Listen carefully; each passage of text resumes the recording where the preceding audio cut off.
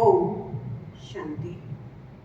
आज 19 जून 2023 बाबा कहते सत्य ज्ञान है और इस सत्य ज्ञान की राह में अनेक प्रकार के विघ्न माया के तूफान आते हैं, लेकिन माया के तूफान तुम्हारा कुछ भी नहीं बिगाड़ सकते अगर तुम मुख में मुहल्लरा डाल लो, अर्थात चुप रहो।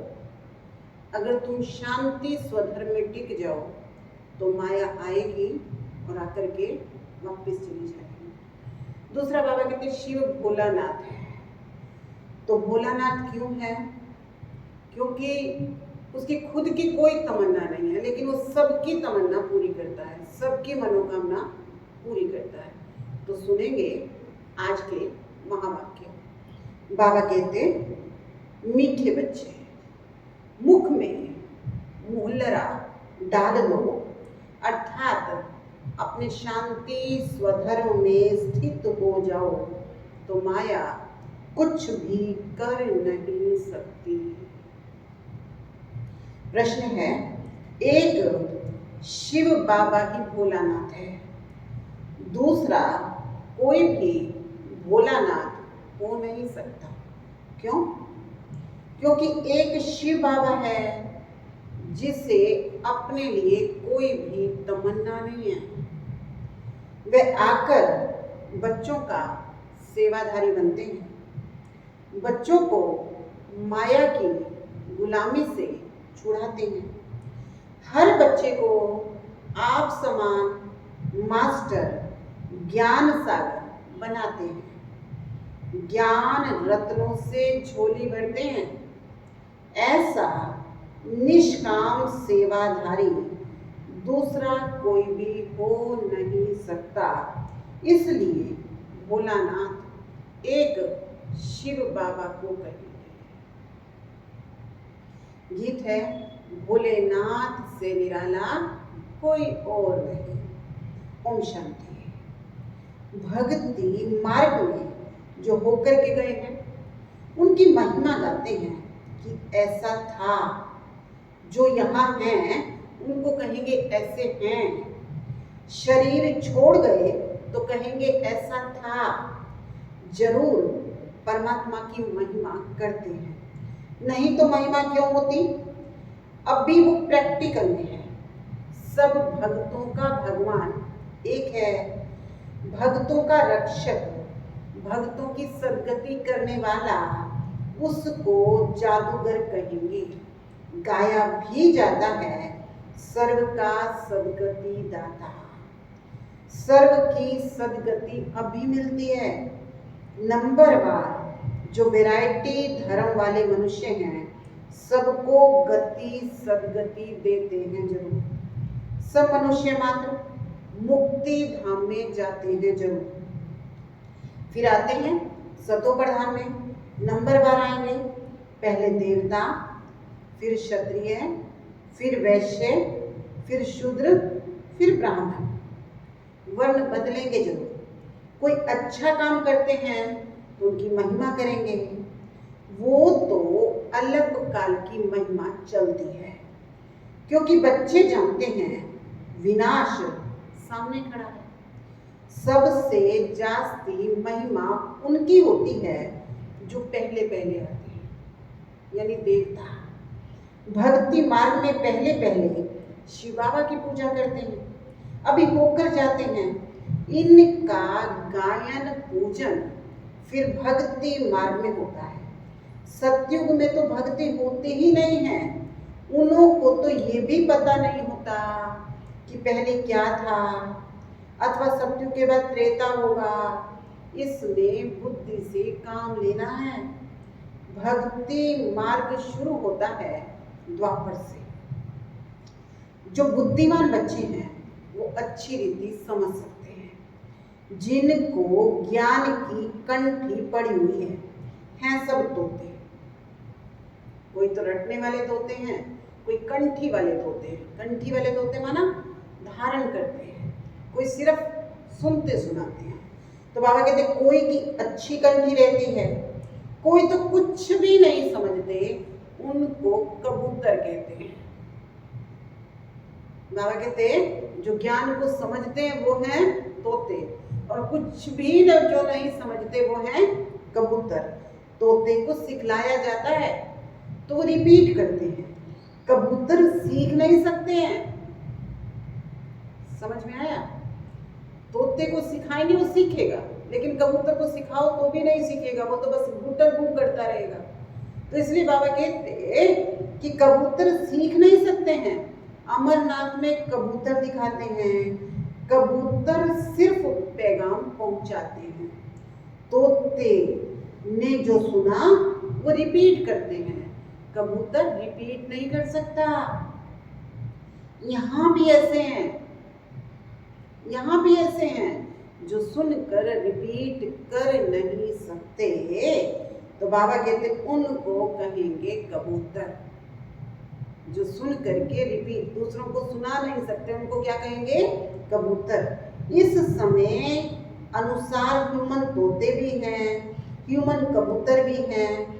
इस समय के जो भी मनुष्य हैं, जो कुछ भी बोलते हैं, वो किसी काम के नहीं। बाप है रूप बसंत, बाबा ने समझाया है इनका कोई बड़ा रूप नहीं है।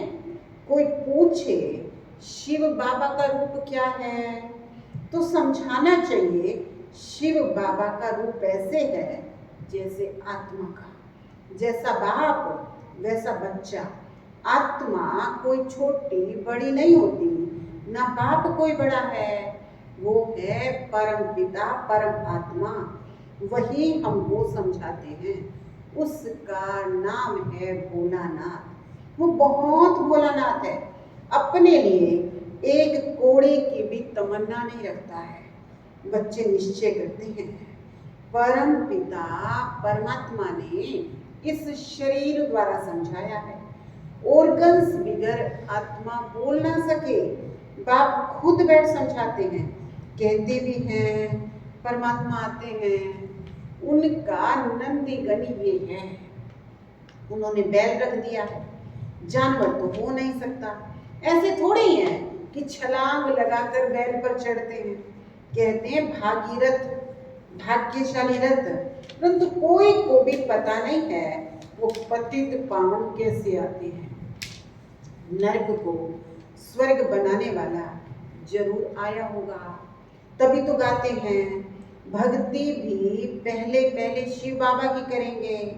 नंबर 1 वास्तव में सच्ची महिमा उनकी है। अब तो कुत्ते बिल्ली सबकी महिमा करते रहते हैं, नंदीगण बनाते हैं, बैल को लेकर के घूमते हैं। शिव की सवारी समझते हैं ना, तो इसलिए बैल के माथे पे तिलक लगा के उसको लेकर के घूमते हैं। अब ये शिव बाबा इस नंदीगण में आकर तुमको ज्ञान सुना रहे हैं, ज्ञान दूध दे रहे हैं। उसकी महिमा कितनी है। भोलानाथ भगवान है, सबकी झोली भरने वाला। शिव के आगे नहीं कहेंगे झोली भर दो, क्योंकि समझते हैं वो निराकार है। शंकर के आगे झोली लेकर के जाते हैं भरने के लिए। विष्णु ब्रह्मा के पास नहीं जाते, शंकर के पास जाते हैं। उन्होंने तो शिव और शंकर को मिला दिया है। समझते हैं शिव शंकर का रूप है। पूजा करने वाले कुछ भी ऑक्यूपेशन को जानते नहीं हैं, क्योंकि पहले पहले जो पुजारी बना है उसको भी कुछ पता नहीं था। इनको कहेंगे आप पे पूज्य और आप पे पुजारी। अभी तुम समझते हो हम पूज्य देवी देवता थे, हम ही पुजारी बनते हैं। शिव तो है मूल वतनवासी, परंतु मंदिर तो है ना सूक्ष्म वतनवासी। ब्रह्मा विष्णु शंकर का भी पार्ट है, क्योंकि आते तो हैं ही, शिव को आना तो पड़ता है। शंकर का यहाँ कोई काम नहीं है। त्रिमूर्ति मार्ग नाम रखते हैं, त्रिमूर्ति की स्टैंप भी बनाते हैं।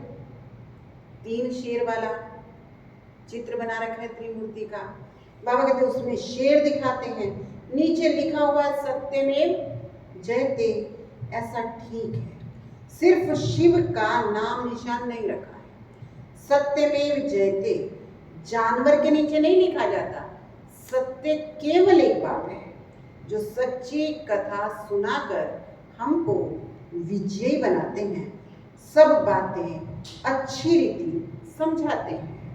तुम मास्टर नॉलेजफुल बनते जाते हो।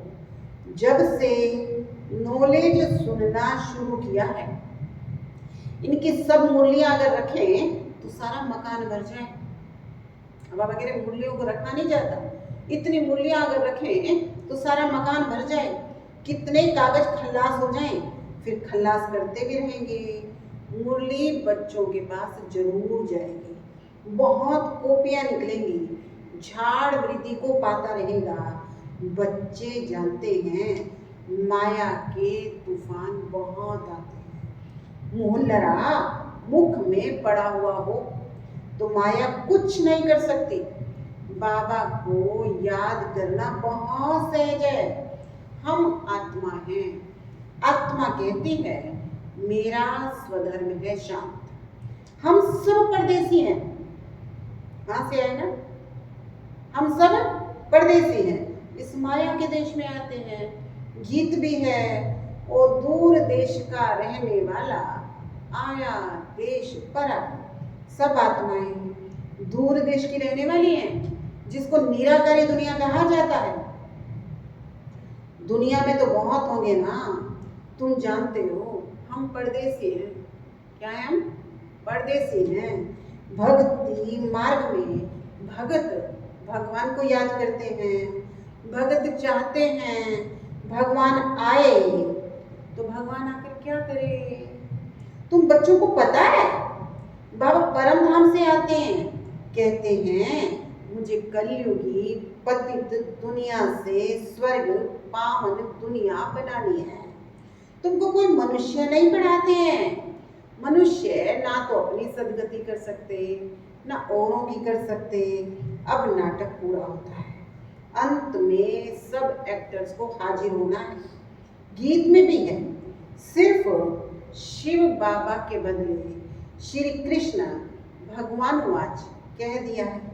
श्री कृष्ण तो फर्स्ट प्रिंस है, उसके लिए समझते हैं हमने राजयोग सिखाया था, परंतु अभी तुम जानते हो राजयोग सिखाने वाला भोलानाथ आया है। भोलानाथ नॉलेजफुल बाप को कहा जाता है। फिर श्री कृष्ण के ऊपर कलंक लगा देते हैं।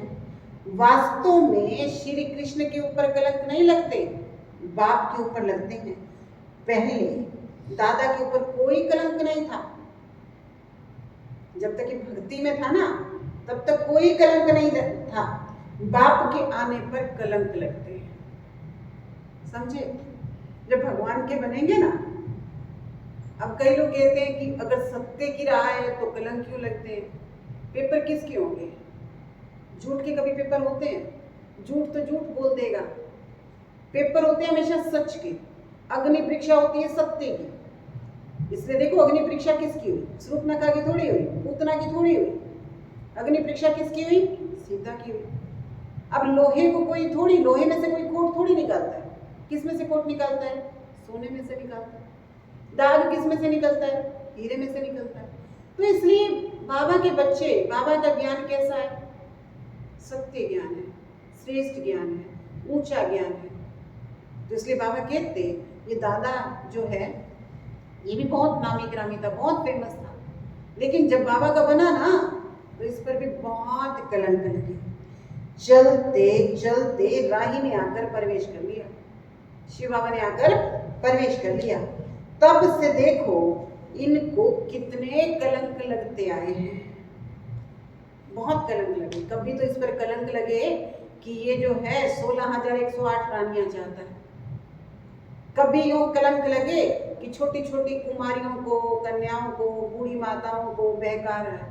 बहुत कलंक लगे। तो बाबा कहते ये कलंक तो लगते आए, ये रासलीला आदि सब खेल उसके हैं, वही बच्चों को बहलाते हैं।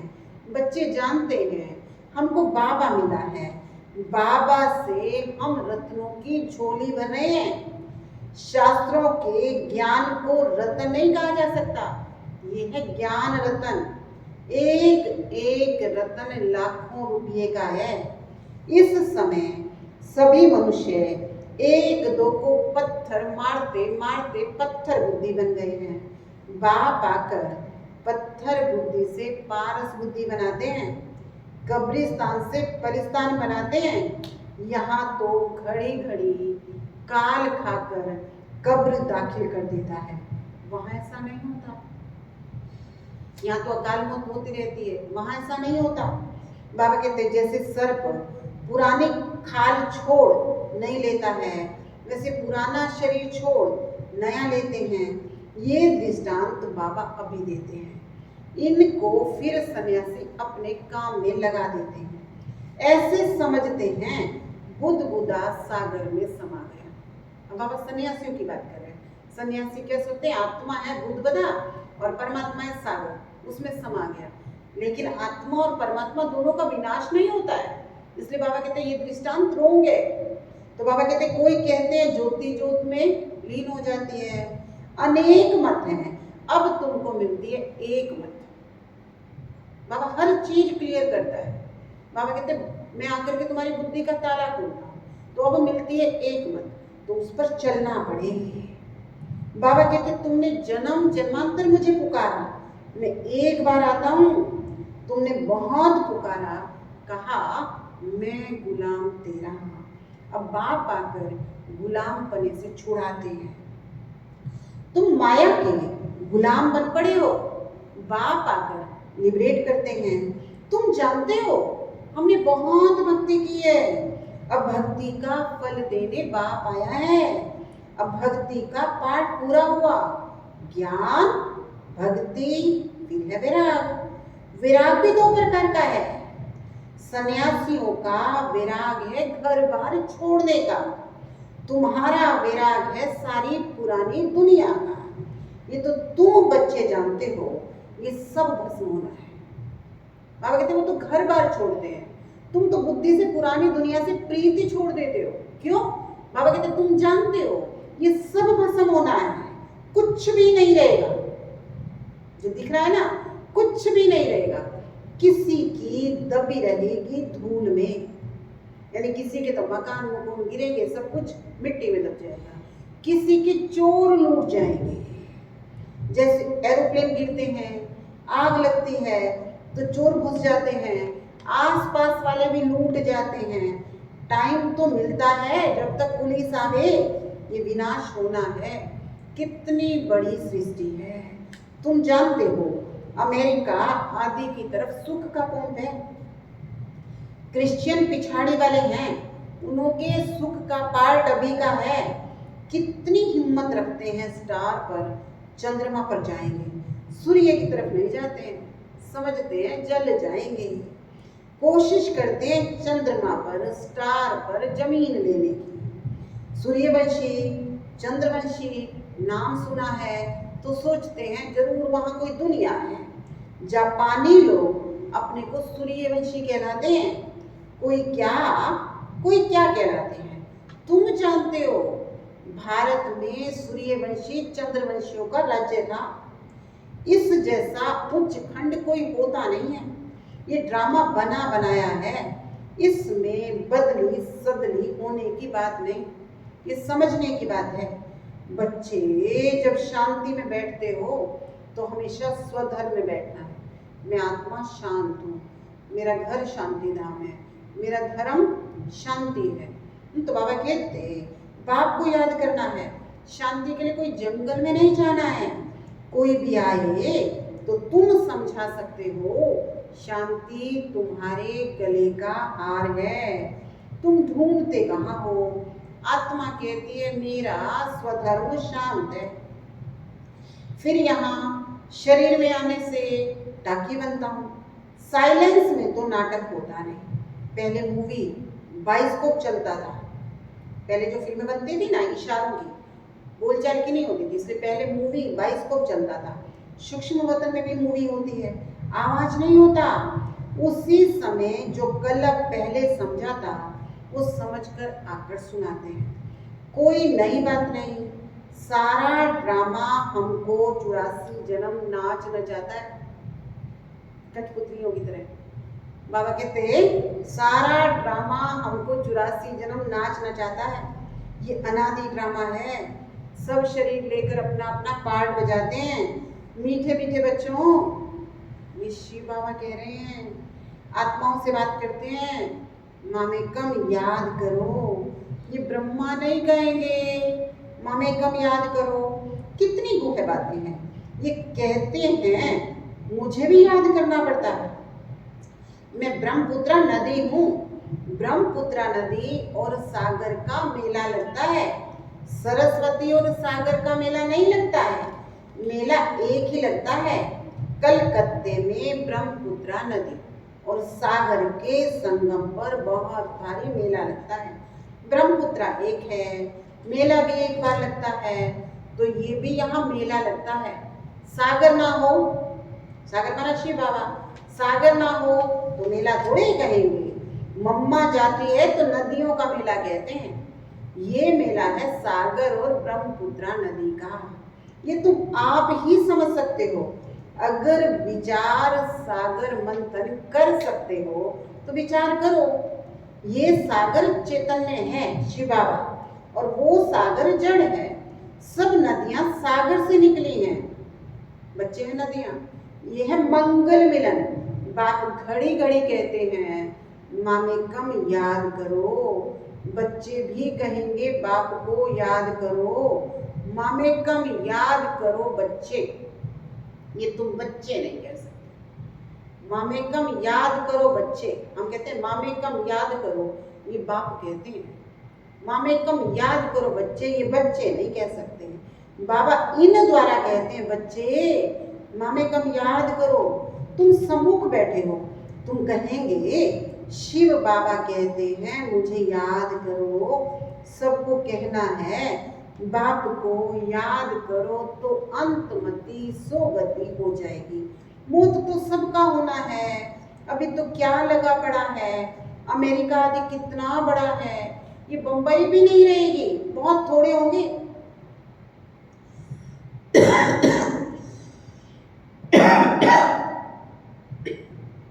अभी तो राज्य करने वाले कितने करोड़ों हैं। वहां तो शुरू में बहुत थोड़े होते हैं, पीछे आते जाते हैं। बच्चों को समझाया जाता है माया बड़ी प्रबल है, याद करने नहीं देगी, विघ्न जरूर डालेगी। कभी बीमारी ले आएगी, कभी रिश्तेदारों को अड़चन बना देगी, कभी संकल्प विकल्प ले आएगी। क्यों लाएगी? कि तुमने बाबा को याद नहीं करना, तुमने कमाई नहीं करनी। इसलिए बाबा कहते हैं माया याद करने नहीं देगी, विघ्न डालती रहेगी, बाप से बेमुख कराएगी। परंतु तुमको पुरुषार्थ पूरा करना है। यानी कितना भी माया हिलाने की कोशिश करे ना। इसलिए मिसाल है अंगद की, मिसाल है महावीर हनुमान की। रावण ने आग लगा दी उसकी पूंछ में, तो भी उसने उस पूंछ से क्या किया? लंका को जलाया, खुद को आग नहीं लगने दी। तो ऐसे बाबा कहते कि पुरुषार्थ पूरा करना है, पक्का महावीर बनना है। योग ऐसा रहना चाहिए जो माया हिला ना सके। अच्छा, मीठे मीठे सिकिल दे बच्चों प्रति माता पिता बाप दादा का याद प्यार और गुड मॉर्निंग। रूहानी बाप की रूहानी बच्चों को नमस्ते। हम रूहानी बच्चों की रूहानी बाप दादा को याद प्यार, गुड मॉर्निंग, नमस्ते, ओम शांति। धारणा के मुख्य सार है अपने शांत स्वधर्म में स्थित रहना है।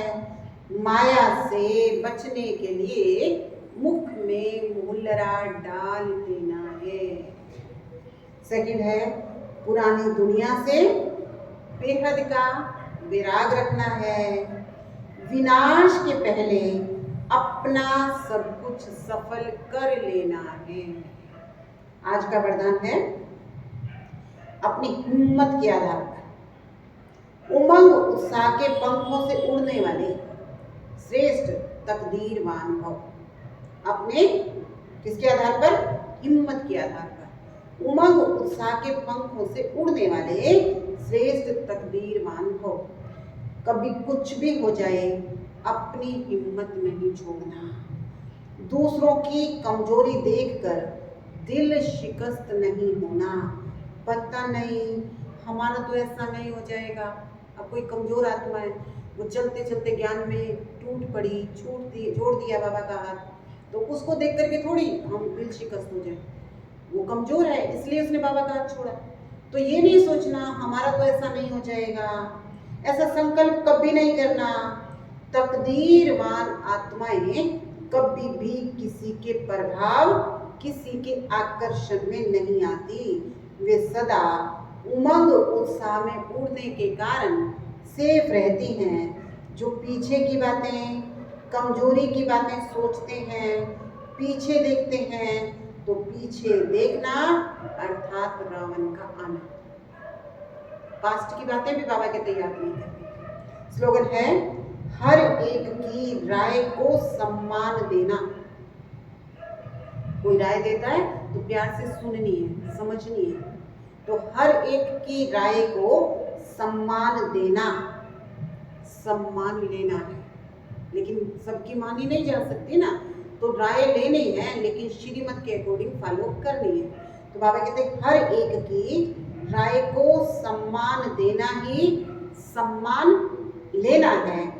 सम्मान देने वाले अपमान कर नहीं सकते। क्या नहीं कर सकते? सम्मान देने वाले अपमान कर नहीं सकते।